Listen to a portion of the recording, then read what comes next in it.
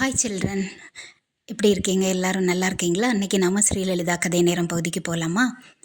அதாவது இன்றைக்கி நம்ம ஒரு கதை பார்க்கலாம். நம்முடைய சேனல் வந்து ஸ்ரீலலிதா கதை நேரம் சேனல் நேம் தான். இதில் stories, moral stories, devotional stories, maths game, general knowledge points எல்லாம் மாறி மாறி வந்துட்டுருக்கோம். ராமாயண தொடரும் நம்ம பார்த்துட்ருக்கோம். எல்லாமே ஒவ்வொரு ப்ளேலிஸ்ட்டில் போனீங்கன்னா அந்தந்த கேட்டகரிஸ் பிரித்து வச்சுருக்குறோம். அதில் நீங்கள் பார்த்துக்கலாம். இன்றைக்கி நாம் வந்து ஒரு கதை பார்க்கலாம். அதாவது விடாமுயற்சி அப்படிங்கிற ஒரு தலைப்பில் ஒரு கதை பார்க்கலாம். ஒரு கழுதையை வச்சு இந்த கதை, சரிங்களா? அதாவது ஒரு விவசாயி இருந்தான். விவசாயின்னா தோட்ட வேலை, வயல் வேலையெல்லாம் பார்ப்பான் இல்லையா? அவனுக்கு வந்து சொந்தமாக ஒரு கழுதை இருந்தது. அவன் ஒரு கழுதை வளர்த்துட்டு இருந்தான். அவனுக்கு வீட்டு தோட்டத்தில் வந்து ஒரு பாழடைஞ்ச ஒரு கிணறும் இருந்தது. அப்போ இந்த கழுதை வந்து அந்த பக்கமாக மேய்ஞ்சிட்டு இருக்கும்போது தடுமாறி அந்த அந்த பாழான அந்த கிணத்துல விழுந்துடுச்சு. அப்போ அது வந்து நல்லா கத்துது. அப்போ இந்த விவசாயி வந்து கழுதையோட சத்தம் கேட்டுக்கிட்டு அந்த கழுதைக்கு பக்கத்தில் போகிறான். அது பாழுங்கணத்தில் விழுந்திருக்கு. அவன் ரொம்ப முயற்சி பண்ணி பார்க்குறான். அது கத்திக்கிட்டே இருக்குது. அவனால் அதை மேலே கொண்டு வர முடியல.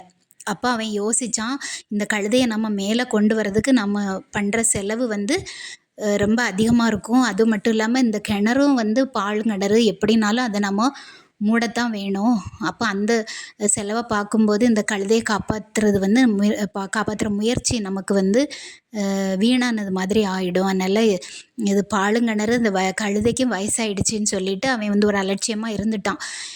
இருந்தாலும் அவனுக்கு மனசு கேட்காம என்ன பண்ணான், பக்கத்தில் கொஞ்சம் பேரை கூப்பிட்டு, இப்படி என்னுடைய கழுதை வந்து இதில் விழுந்துடுச்சு, எல்லோரும் கொஞ்சம் முயற்சி பண்ணி பார்க்கலாமா அப்படின்னு நினச்சிட்டு அவன் கொஞ்சம் பேரை அழைச்சிட்டு வந்தான் அந்த கிணத்துக்கு பக்கத்தில்.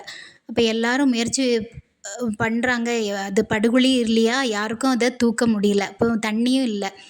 அப்போ என்ன பண்ணுறதுன்னு யோசிச்சுட்டு இருக்க வேளையில் கொஞ்சம் பேர் என்ன பண்ணாங்க, அந்த பக்கத்து ஓரமாக கிடக்கக்கூடிய அந்த கொஞ்சம் மண் தரை இல்லையா, அது அந்த மண் தரையை வந்து அந்த மண்ணை வந்து கொஞ்சம் கொஞ்சமாக வெட்டி எடுத்து அந்த கிணத்துல வந்து அந்த கழுதைக்கு மேலே போடுறாங்க. அது எப்படியும் அதை மூடிடலாம், அந்த கழுதையோடையே இந்த பாழுங்கிணறை மூடிடலாம் அப்படின்னு நினச்சிக்கிட்டு போடுறாங்க. அந்த மணலை வாரி போடும்போது கழுதைக்கு மேலே எல்லாம் விழுந்தோடனே அது மரண பயத்தில் இன்னும் கொஞ்சம் பயந்து போய் சத்தம் இன்னும் அதிகமாக போட்டுது. அப்போது இவங்க வந்து அந்த மண்ணை கொட்டுற வேலையை விடலை, எப்படியும் மூட வேண்டியதான் அப்படின்னு மாறி மாறி கொட்டிகிட்டே இருக்காங்க. அந்த கழுதை கொஞ்ச நேரத்துக்கு ரொம்ப கத்திகிட்டே இருந்தது. கொஞ்ச நேரத்தில் அதனுடைய கத்தல் வந்து சத்தம் அடங்கிடுச்சு. அப்போது அது இவங்கெல்லாம் இது என்ன கழுதைக்கு சத்தம் இல்லையே அப்படின்னு பார்க்குறாங்க. அந்த கழுதை என்ன பண்ணுதுன்னா, ஒரு தடவை மணலை அதுக்கு அந்த கிணத்துல அதுக்கு மேலே போடும்போது அதனுடைய மேலே அந்த மணல் பட்டுது இல்லையா, அந்த மணலெல்லாம் நல்லா உதறிட்டு அந்த மணலுக்கு மேலே எழும்பி வந்தது. மறுபடியும் இவங்க கொட்ட ஒரு சட்டி மணலுக்கு மேலேயும் அது வந்து தன்னுடைய முயற்சியினால் நம்ம உயிர் பிழைச்சி வரணும் முயற்சினால் என்ன பண்ணிச்சு, அந்த மணலுக்கு மேலே ஏறி ஏறி ஏறி மணல் அந்த கிணத்து விளிம்புக்கே வந்துடுச்சு. கிணத்து விளிம்புக்கு வந்ததும் அந்த லேண்டிங் பொசிஷன் வந்துட்டு இல்லைங்களா. அப்போ அந்த கிணறு கொஞ்சம் கொஞ்சமாக மணலை போட்டு மூட இது மணலை உதறி தள்ளிட்டு மேலே வந்து அந்த கிணறு விளிம்பில் வந்தோன்னே தப்பிச்சோம் பிழைச்சோன்னு சொல்லிட்டு ஒரே ஓட்டமாக அது ஓடிடுச்சு. இந்த கதை நமக்கு என்ன சொல்லுதுன்னா, இதே மாதிரி தான் நம்மளுக்கு சில சந்தர்ப்பங்களில் நம்ம படுகுழியில் விழுந்த மாதிரி ஒரு சந்தர்ப்பங்கள் வரலாம்.